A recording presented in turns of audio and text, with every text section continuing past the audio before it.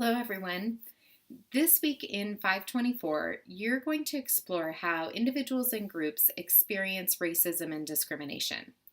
You're also going to discover the concept of privilege and how privilege connects to racism and oppression. For your discussion this week, you're going to talk about how our society is constructed around giving some groups advantage or unearned privileges while denying resources and opportunities for other groups, and that the system is constructed around race with deep historical roots in America. I want you to discuss your understanding and reactions to these concepts. And while I want you to engage in honest and critical thought about where you're at with these understandings and reactions, I also want you to craft your post professionally and thoughtfully. This is going to help you to start developing some of your professional writing skills as well. You and your peers are a community of learners. So before you post, check your content and ask yourself, how does this contribute not just to my own learning, but to the learning experience of my peers? Be sure to utilize your readings and examples to support or expand on your ideas. I want to caution you against making normative statements. It's easy to say something like, it's not fair that white people have privilege. Well, while this is true, what can you and your peers do with that comment? Instead, maybe you can say something like, in our readings this week, Coates, 2018, describes this notion of the dream of living white. In this, the author expands into a description about how this dream has literally destroyed the Black body.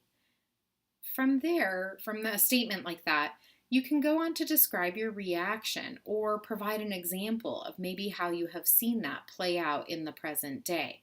What does it actually mean to have the dream of living white destroy the bodies of those who are Black? You can incorporate data into your discussion as well.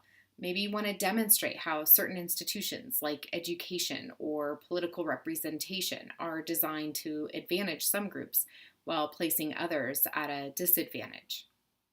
You don't have to have all the right answers in your discussion posts, but ask yourself and others critical questions so that you can start to uncover the experience of racism and privilege in a manner that you can then translate into effective future practice.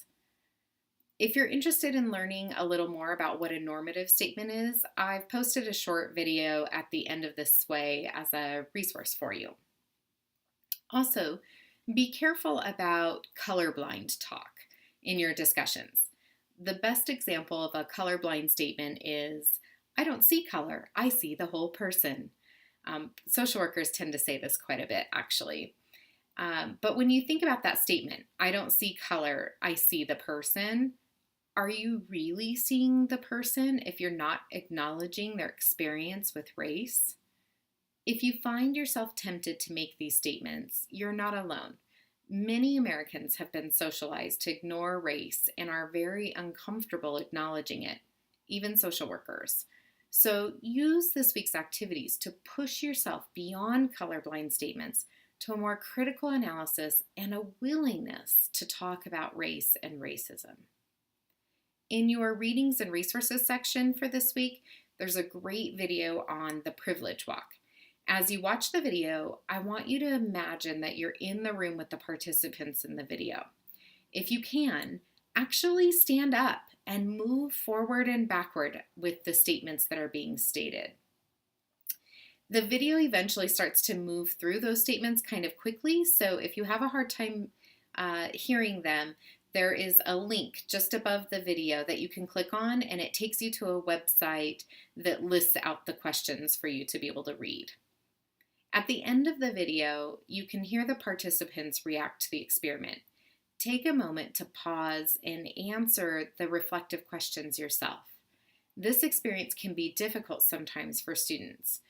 Please feel free to let me know if you have any comments or questions or reactions to the privilege walk or any other content that's covered this week and other weeks.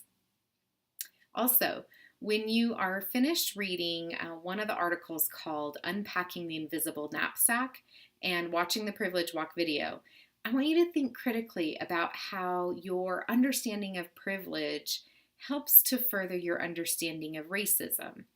How can this new understanding or renewed understanding help you to challenge racism as a social worker or on a personal level? If you want to just explore this notion of privilege more, there's a great video by Tim Wise called White Like Me, and I highly recommend it. It explores this topic further. Also, at the end of this way, I've included a video of a song that a colleague sent to me. It has really powerful lyrics that kind of represent some of the content and purpose for you learning about racism and oppression.